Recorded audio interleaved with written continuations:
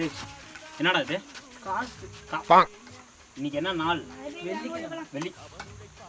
அது இல்லடா ஃப்ரைடே. டேய் இன்னைக்கு என்ன மே 1 என்ன நாள்? தலை பிறந்த நாள். டேய் இன்னைக்கு உழைப்பாளர் தினம்டா. உழைப்பாளர் தினத்துல போய் நீ திருட்டு வரீங்க, நல்லா இருக்குடா அது.